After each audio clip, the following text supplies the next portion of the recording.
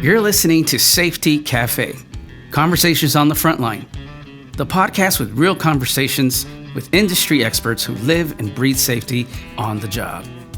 Whether you're on a construction site, in a warehouse, or out in the oil and gas field, this one's for you. So grab your hard hat and coffee. It's time for Safety Cafe.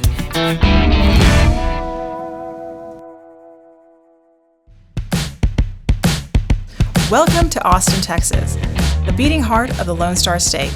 It is known far and wide for its legendary, finger-licking barbecue and quirky, one-of-a-kind coffee shops that serve up more than just a caffeine kick. They serve soul in a cup. For this episode, we took a scenic drive to Westlake Hills, but instead of our usual cafe meetup, we switched it up. We had the pleasure of sitting down with our good friend John Cannon at Gordon Highlander's Austin office. Now, if that name doesn't ring a bell, here's a little context. According to the Austin Business Journal, Gordon Highlander is one of those rare companies helping shape Austin's skyline without losing sight of what makes the city unique. They're building the future while keeping that Keep Austin Weird spirit alive. We had a great conversation with John, unhurried and full of insight about what safety really looks like in our industry today. So go ahead, pour yourself a fresh cup of coffee, and join us for part one of our inspiring conversation. John, well, welcome to the Safety Cafe podcast. We're so excited to have you on today. For everybody that's watching, this is John Cannon with Gordon Highlander. We're sporting our swag today. Yeah, man. Gordon Highlander rocks. So, John, we've been friends now for a while. I would say almost a year. Yeah. Collaborating. I guess it starts off as a collaboration, right? And then the friendship grows over time, right? Mm-hmm. So, as a safety director with Gordon Highlander, you know, everybody always wants to know, how did you start in safety? Oh, wow. My career started in safety probably over 30 years ago. I was going to medical school, trying to figure life out, and I was working at the Tom Landry Sports Medicine and Research Center in Dallas, Texas, which is part of Baylor. And they came to us and said, "Hey, we're going to start a work hardening program." And I was like, "What's that?" You know, I didn't know, young, very young in my life. And it was where the people that got hurt on the job, they came in and, you know, they've either had surgery or some things go on, and they had to rehab, right? You know, I remember a couple of patients that we had that worked with an airline company, and then one was a warehouse worker, and one was a construction worker, and we had in the back of the facility, we had like a warehouse thing. We had pallets that were all stacked up for people to use pallet jacks and things like that. And one day I'm leaning against this stack of pallets, and I was like, how do I keep people from coming in here? And that evolved into teaching back safety and ladder safety and CPR and first aid and all of those things that you know people need to know, right, before they go to work. And it was kind of a swing to go, okay, Mom, Dad, guess what? I'm dropping out of school and I'm going to change my world and life. And part of it too is you know, I'm a blind safety guy, right? I have an eye disease. So did that start when you were younger, or is that something that's come along in your life? You know? 8th grade. Oh, okay. So it's been with you all 8th along. grade. Yeah. You know, I know I'm going to digress here, but I met a gentleman who was in the Air Force at the San Antonio Lighthouse for the Blind. Okay. Awesome place. I met him there. I was still in, I think, high school at the time. Well, I met him, and we were talking about our eye disease. So I have Stargardt's, which is retina. I mean, the center of my vision is gone. I use my peripheral vision to see. Mm-hmm. He has the exact same thing. He went out and flew a mission, landed on the aircraft carrier, went to bed, and woke up the next morning and could see nothing but shadows. Wow. It affects people differently. You know, they're still doing lots of research and things like that. But yeah, it's a neat thing. I get teased all the time, which I'm cool with it because, you know, I think God's given me that so that I can minister to people, not only at work, but in life. Right. Because, we're given different challenges in life, and it's how we overcome those challenges, whether it's in safety or business or whatever it is, right? And it's without God's grace and Him, good things happen to good things happen to good people, and bad things happen to good people. It's, we can't control those things. Right. Those are outside forces. But what we can control is how we, people, operate through those challenges in life. And, honestly, they're opportunities. Absolutely. They're not challenges. They are just, it's like, okay, I've been given this opportunity. It's like me being here at Gordon Highlander. I started with Gordon Highlander April of last year as a 1099 employee. Uh-huh. And I was at Amazon project in Houston. And I was an executive before that with a large organization. And I was like, call my buddy, hey man, I'm quitting my job. I'm going to go work at Home Depot or be a greeter at Walmart. Because I was that done with my career. Were you burnt out at that point? I was burnt out. Yeah. I was like, I wasn't having fun anymore. Yeah. And I think when people stop having fun at what they do, they need to change. They need some type of change. Sure. And, I came on with Gordon Highlander as a 1099 guy and, worked some really crazy hours and, made an impression, a good impression with the group. And they invited me to be a part of the Gordon Highlander family. Everyone here, you've been here at the office this morning. Absolutely. And we're all one family. Sometimes dysfunctional, but just like that's a family, right? That's normal. Yeah. So we are one big family here at Gordon Highlander. We truly love one another. Yeah. We'll cry together.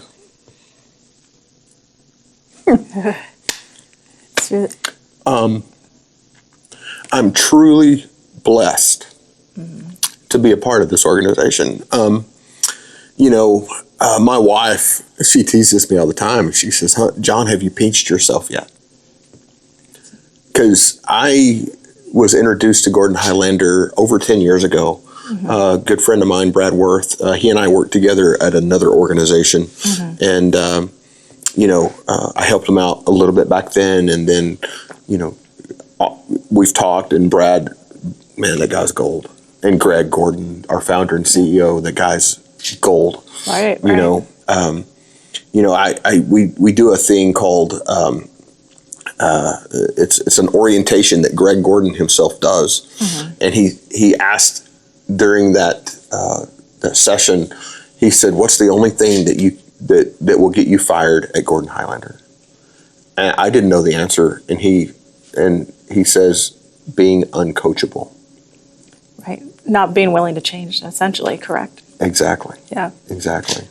Well, I've been impressed, with Gordon Highlander. I feel like there could be a case study on how you guys operate.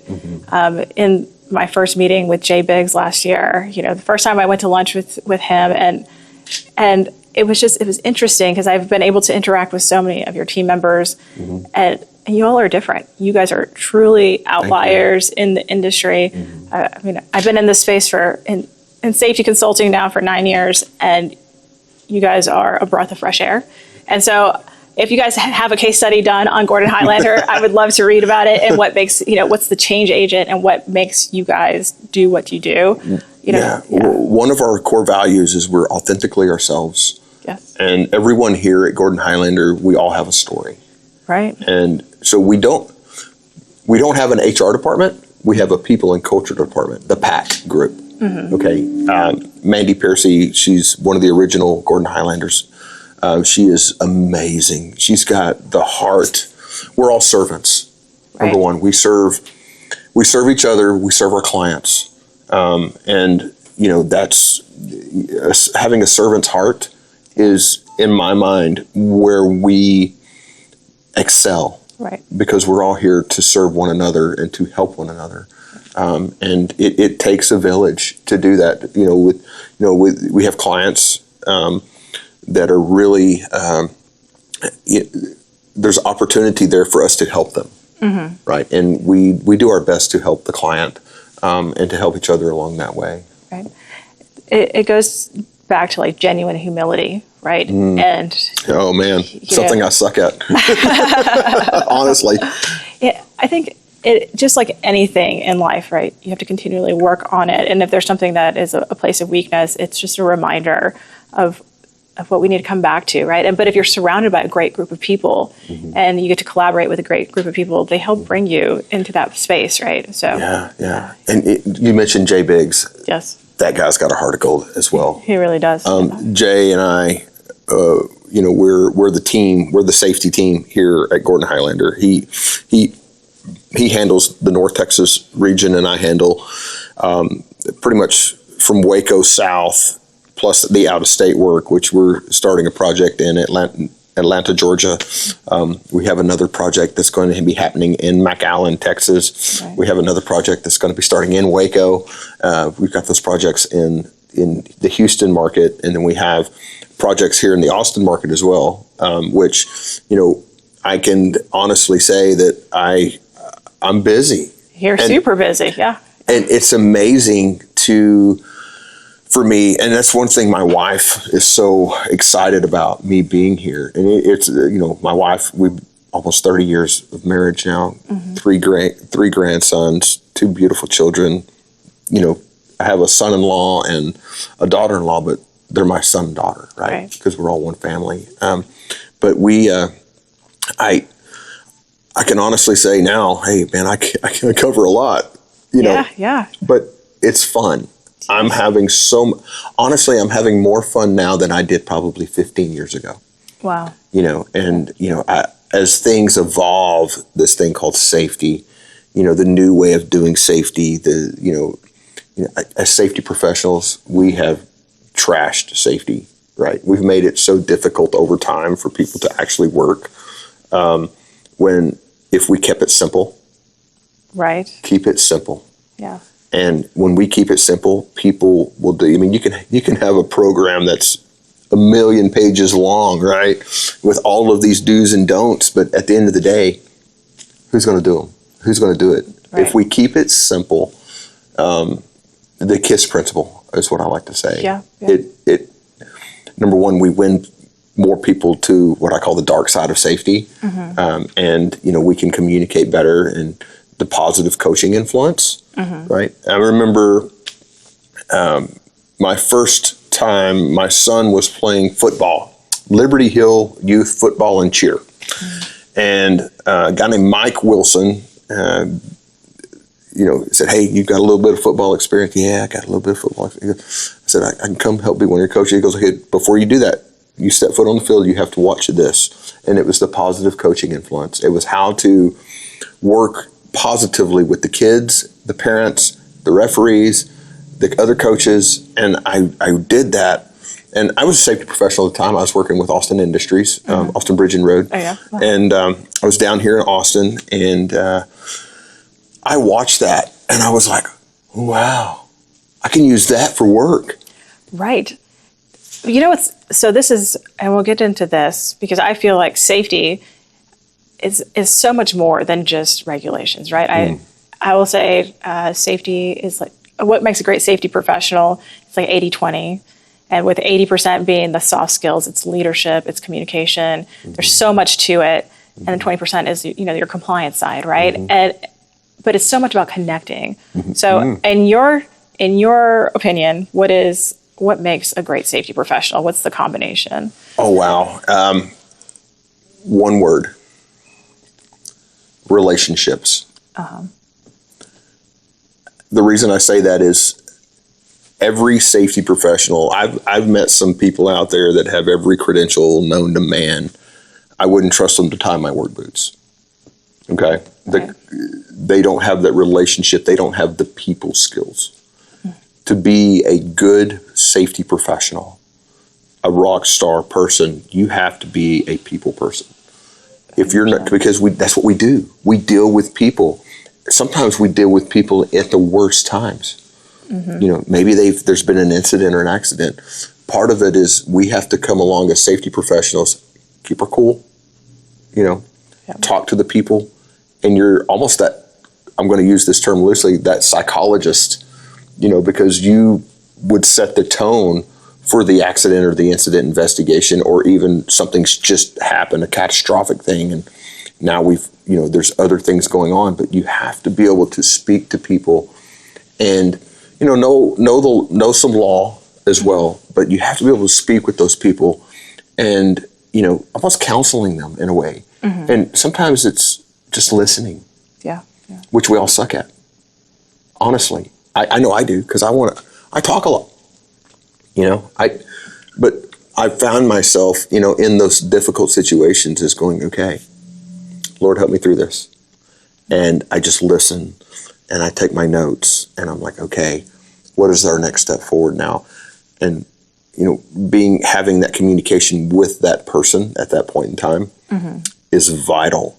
And because that carries you through the next steps of, making sure they're comfortable with you, you're comfortable with them, because there's always that uncomfortableness, right? Right. I know some of the best safety people in the world that cannot be in front of an audience. They just can't do it. Right. They're not built to do that. Right. But I also know others that, they're great in front of a crowd, but yet they're not so good at having a one-on-one conversation. Then there's other folks that they don't like conflict. Mm-hmm. You have to. You ask me, hey, what makes a good safety professional? And in my mind, this is my sole opinion, you have to be a people person, because we're in the people business. We're in the life-saving business. Right. Some of the things that we say or do can either affect the bottom line, affect production, affect the things that are going to need to happen next. Mm-hmm. And I think when we're people loving people, mm-hmm. then we can definitely use that as a strength, right? Right. That's my belief on safety right. professionals. Now, the technical side, there's some safety professionals out there now. Maybe they were in the oil field and they are coming out of the oil field, and they don't have a college education. College is not for everybody. I agree with that. Yeah. College is not for everybody. Yeah. I think whenever I was coming up in life as a young teenager, my mom and dad were like, "Oh, you got to go to college. Right. You got to do this. You got to go get a bachelor's degree." And I think everybody's mom and dad did that to them. And now we find ourselves as a nation and as a group in the construction industry, we don't have enough tradesmen. I agree, yeah. We don't have, I was asked the other day, what do you think about women in construction? We need more. We need more ladies to be in the safety professional business, to be there, to be in the trenches. We need more ladies to be in the construction industry themselves, because, we're all God's children, right? Mm-hmm. Here we go. This is what we do. And, I look at it and I go, why did we do that to our kids growing up? My son, I'm going to use Wade. He's a second generation safety professional. Uh-huh. Super good kid. Okay.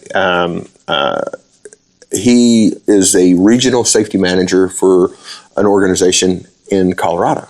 Awesome. And he's got great mentors there. And he's pretty young. Yeah, he's 27. Wow. Right? Wow. Way to go. And he's been a safety professional now for, 5. So I got him, when I had the consulting company, Wade would go out. He would go on road trips with me, and, he'd learn stuff. And he was involved in a bad car wreck, which that was crazy. I said, okay, you want to go into the safety business? Yeah, Dad, I think that's the best thing for me. Okay. Well, these are the steps we needed to go. And we went through those steps. Shout out to University of Texas at Arlington. They're now teaching second generation safety professionals, right? It's a great organization. Yeah, super good. And he did that, and he teaches people how to climb cell phone towers, and directional drilling, excavate. He does all that, and he knows he's when you look at people and you ask, do they have it? Mm-hmm. Define it. What is it? Mm-hmm. Right? Are they a people person? Can they do the technical aspect? Can they do I get phone calls from lots of people, right? Because I try to help people grow. I like to grow them organically. And, Right. I get calls and I'm like, okay, let's go to school here. Mm-hmm. Where do you find this? And I found myself the other day, Monique. I was laughing so hard. I had forgotten something in CFR 1926, right? Mm-hmm. And I called my son. I said, Wade, like, help me out here. I forgot where this was, and I forgot what it is. And he goes, oh yeah, Dad, that's easy, man. And so he had a dad moment. But our kids are in the next generation coming up, whether construction or safety, whatever it is. Yeah. I think if we could just sprinkle that little people component in there. Especially with this generation that's coming up where they, the social media and things like that. Mm-hmm. I think I'm probably the last generation that didn't grow up with an iPad in hand, before I was 12 years old. So I'm kind of the cutoff. So the younger ones, right? It's just tech has been so available, and then social media, correct, right? And so they've been sheltered and they've been living in that way. And so to get them out and around people and, developing that side of them, mm-hmm. especially for the younger ones, I do think that that's super important. I had Pong and Atari. You had Pong and Atari?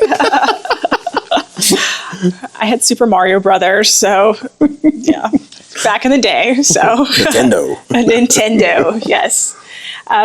So did your son go to college, or did he go straight into the profession? No. So Wade, I'll show you pictures after this. Yes. Wade went to the University of North Texas, and he went through life and started riding bulls. Oh, interesting. Yeah. Fun. And he would call me and say, Dad, I need some money. And I was like, dude, I just paid your rent. And what I didn't know at the time was he was taking that money and buying the safety gear so that he could ride bulls. Oh, wow. Yeah. I'm like, that's crazy, man. You were telling me this. But back in the day, when I was doing sports medicine and physical therapy and stuff like that, I get to go to different places and,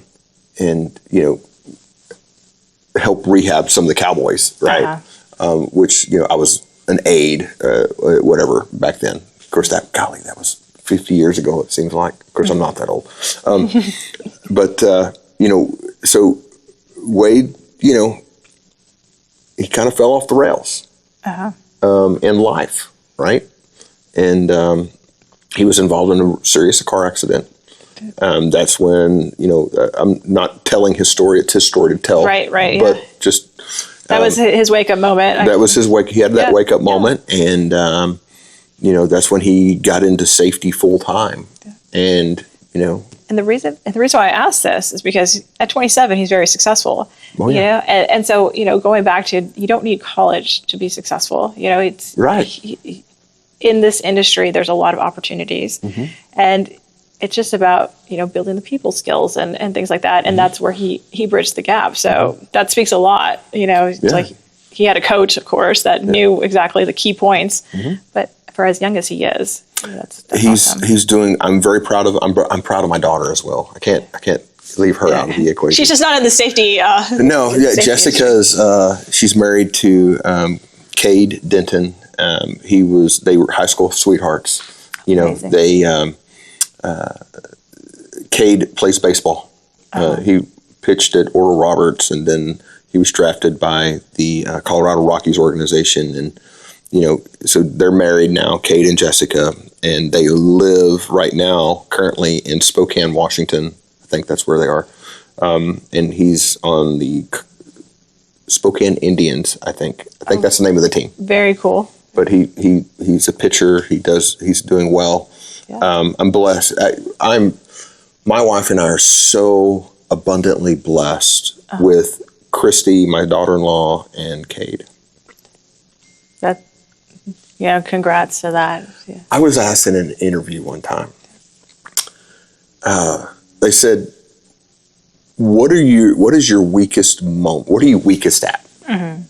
And I was like, "Man, you get me talking about my family, I'll cry like a baby." It's at the core. It's at the heart of who you are. Yeah. It's it's difficult,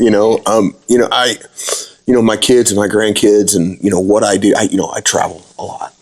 And I get a whole bunch of Marriott points. And, just the other day, Jessica's like, hey, Dad, I want to go do this. And, I want to go see Cade pitch here or there. And, he was pitching in Eugene, Oregon. I think they had a series in Eugene, Oregon. And then they have another series, I think, coming up in Vancouver. And she wants to go to both of those. And, he's in the minors, not a lot of money, right? And I said, just send them both to me, and I got points. Everything we do is for our family. Right. Just like safety. Right. When you boil it down to safety, and so I coined a phrase. Several years ago, I was with Primor Service Company, James Construction Group at the time, and I coined a phrase that says, safety, it's about family, in quotes. Safety, in quotes, it's about family. And it truly is, because the men and women who work on construction sites, I saw a really neat poster. I think TxDOT may have put it out, or it could have been a commercial. I don't know, it's been years ago. But it was a child holding a sign that says, slow down, my dad or my mom, my parent, they may have been politically correct with it, my parents working here. So it was one of those deals where I'm like, yeah, safety is about family. And the reason workers need to work safe is, what's going to happen when you can't work. Because I tell you, workers' comp only pays, 60%, 50% of your paycheck? Yeah, that's no way to go. Yeah. You can pull the numbers, and I'm sure people after watching this could start fact checking, which is cool. Send us an email. Send email to Monique at northwestsafety.com it's out there. And to be safety, here we go. I look at it, and that's why, that it's that people part of being a safety professional, that positive coaching influence that can help those people be safe. And there's always that language barrier too. Right. I speak enough Spanish to really get in trouble. I mean, seriously, I speak enough Spanish to get in trouble. I would say, John, what are your 3 key words in Spanish? Fajitas, no. Cerveza. No. I can say, I know how to tell somebody to put their casco, their lentes, and their chaleco, and their guantes. Impressive. On. Okay, yeah. Okay. Fantastic. I can a little bit here and there, but one of the things I wanted to do was learn Spanish. But I sometimes have a hard time remembering my own name at times. But it's one of those things: you use it or lose it, right? Right. Yeah. Absolutely. I mean, I was raised, I was raised in South Texas, so Spanish is normal, and my dad's Mexican and all that good stuff. I didn't learn Spanish until we hired a nanny that only spoke Spanish with us. And after 3 years, I was fluent in Spanish. But even being raised around it, because in the home, we speak English. So it was not until adulthood that I learned Spanish. But it was basically every day, and she was with me all the time. So then it was like I had to learn Spanish. But it was the best experience for me, because now I can speak Spanish. But yeah. I wish I would. My grandmother was Czechoslovakian. Oh, okay. Okay. And she spoke Czech fluently. I remember as a child, she would be talking Czech to me. I knew what she was saying, but I couldn't speak Czech. I mean, I still can't speak Czech to this day. But I knew when I was getting yelled at. I knew when I did something wrong. And, I just, okay, one of those deals. I have a very good friend of mine who is married to a Hispanic lady, and his name is James Daniels. Super good guy. He and I are Gideons together. We go to our church, and he was trying to teach me Spanish at one point in time, and that didn't go over well. I was like, but anyway, I tried. Yes. I'm trying other avenues of learning different language, but I'm not the greatest at it because, one of the last things you want to do when you get home from work is, I got to learn this, Let's put more in the brain. Yeah. Because honestly, what we do as safety professionals, it's exhausting mentally. Yeah. It truly is. You go and you teach a OSHA 30-hour class, okay? We all know that you can only have 7.5 hours contact time with the people and you get all these things, you get the paperwork, but you're talking all day long. It's exhausting. People don't realize how much goes into teaching. Oh, man. Like your brain is on overdrive. It is. For those 7.5 hours. So it's not that straightforward. Yeah. And then you're getting, depending on the class, like, we're having an OSHA 30-hour class starting here at our office on June 2nd with some of our new Highlanders that are coming in, our new family members. And, that's June 2nd through the 5th. And the organizations come in and teach it. They pretty much know us, right? It's like, hey, we know we're going to feed you. We know you're going to get breakfast. We know you're going to get lunch. And we know that you're probably going to get some really crazy questions that are going to be asked of you, right? And, of course, I'm going to chime in remotely later in the week, but because I'll be in Atlanta, Georgia, help getting that project kicked off. But it's when somebody towards the end of the day on day 4, you're like about to wrap it up, and then somebody blasts you with a question. It's like, do I really need that? I covered that 2 days ago. Yeah. But again, great segue, John Cannon. Thank you. Thanks for listening to our podcast. Part 2 is coming up, so stay with us. And don't forget to like, subscribe, and share this episode. See you at the next one.